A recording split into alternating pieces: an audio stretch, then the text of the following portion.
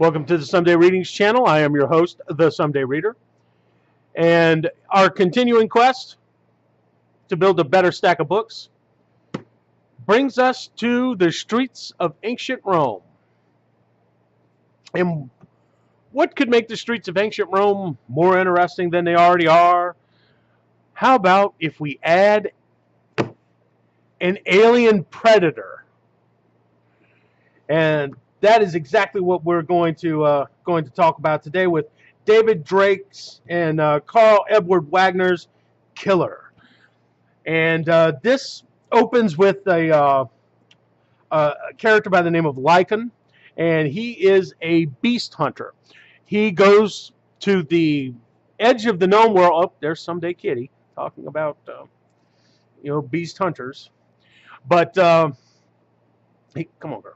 He goes to the far edges of the world, and he hunts down all manner of critters to bring back for the entertainment of the Roman people.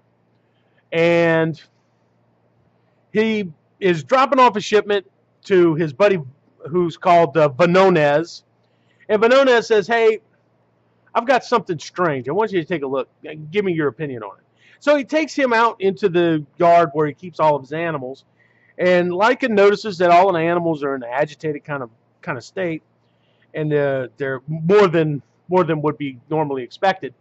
And he brings him to a cage which has been welded shut, and in it is a human-like form that is scaly and blue, has fangs and teeth, and fangs for teeth, and the hands have really long razor sharp claws, and the feet have really razor sharp claws, and this thing just looks vicious.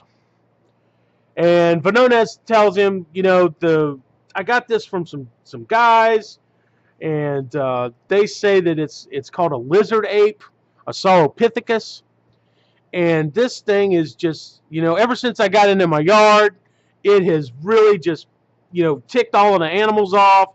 It says the tiger in the cage next to it keeps trying to get at it, and he's like, this thing's just bad all the way around for my animals. So I'm shipping this off and all of the other animals to Rome first thing in the morning. Lycan's like, I've never seen anything like this. Where did they get it? And he tells him Numidia, and he's like, well, I've never run across anything like this. And so he's like, well, I'm glad I'm getting rid of it. And the only problem is that the idiots that I bought it from, they put it in a cage, and they welded the cage shut instead of putting a lock on it. So I'm going to, unweld the cage and put a lock on it so that they don't ruin this great cage that this thing's in, because it was in a really high denarii cage. And we go to the next day, and the next morning, very early in the morning, Vonones shows up at Lycan's hotel room and is in a state of panic. And he tells him, look, I need your help. I need you to help me. The Sauropithecus escaped. It escaped on the emperor's estates, on one of his estates, and it killed one of the farmers on the emperor's estate. And the farm manager says that he can keep it quiet, but we got to get this thing. We got to catch it. We got to bring it back. We got to kill it. We got to do whatever, but man, we got to do it now, because this is bad news, because the emperor does not like people killing his farmers, because that's the emperor's prerogative. It's not the prerogative of some animal merchant letting his animals loose on his property to kill his people. That's what the emperor's that's his hobby. So what happens is they go on a caravan, the animal caravan and everything, and they find that Lycan, who's the hunter, he looks and he looks at the lock, and the lock isn't broken. The lock looks like it was picked, and he points this out to Venonez, and they're both kind of like, yeah, this this is not good. It might be smart. So they organize a search with dogs, and the dogs are chasing after the thing because the dogs can't stand it. They go to the cage, they smell it, and it's like, yeah, we're gonna go find this thing and tear it apart. So the dogs run off. Lycan, who's the only member of the group that's in any kind of a decent shape, he chases after the dogs, and he's well ahead of everybody else. And he crosses through a hedge. The dogs have they're giving the sounds like they have it cornered. And then he's running and running and running to catch up to the dogs, and he sees one of the dogs just go flying over the hedge, dead. And then another one of the dogs comes flying over the hedge. Another one of the dogs comes flying over the hedge. And all three of them are dead. And the other three dogs are still on the other side of the hedge. They're still on the side of the hedge by him. And then this thing just comes bounding right over the hedge, goes after the dogs, and just tears through the dogs with no problem. It's like the dogs aren't even there. And it looks at Lycan, who's standing there. He's got his hunting spear in his hand, and he's like, oh, this is not good. And because he's all by himself, and he's staring down, this critter that's obviously a killing machine, and it just looks at him and bounds over the hedge. And he runs back to the caravan. He tells Venonez what happens, and he says, look, I got an idea. You're not going to like it, but I think it's the only way we're going to get rid of this thing. And so what he does is he lets the tiger out of the cage, because the tiger was being transported with this thing. And this thing and the tiger have had kind of a real hate relationship ever since they met. So he sets the tiger loose. Tiger runs off, and doesn't even contemplate messing with anybody. It just, boom, it's like, I've got a chance. I'm going to get this thing. And so he starts chasing after the tiger. The tiger catches up with this thing, and the tiger almost kills it. They have a super heavy duty fight. The tiger almost kills it. And in fact, this thing is so horribly wounded, it falls into the river, and Lycan assumes it's not going to be an issue. It's dead. We're never going to see this thing again. Well, fast forward a couple weeks, and Lycan and Venonez are summoned to the river because there is a grain barge that has shown up, and everybody on board's dead. And from the looks of things, this little blue devil thing is the culprit. And there's a real problem here. And the real problem is, on the dock is a litter. And in that litter is the Emperor. And the Emperor starts interrogating Venonez and Lycan.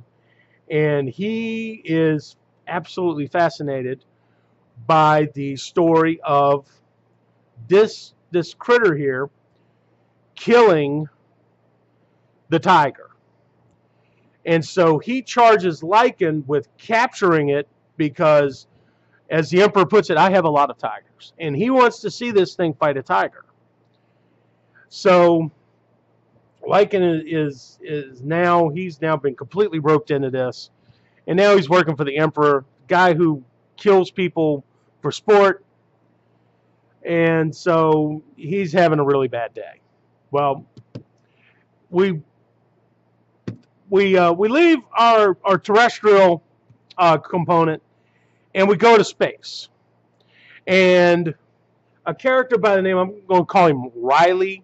The name's kind of, I mean, that's what it spells out to me, is Riley.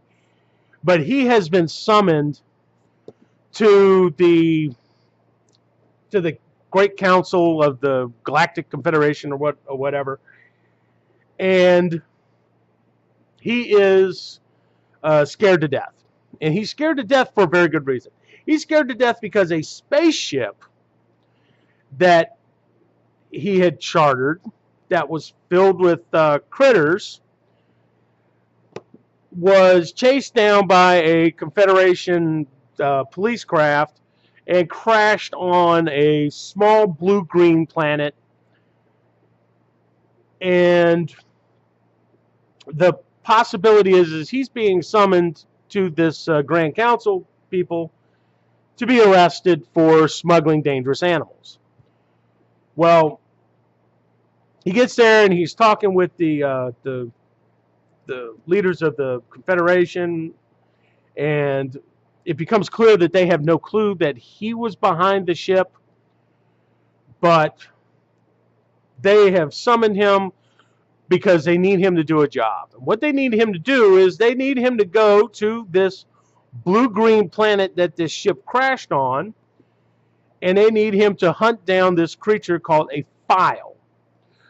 And that is what this blue-green reptiloid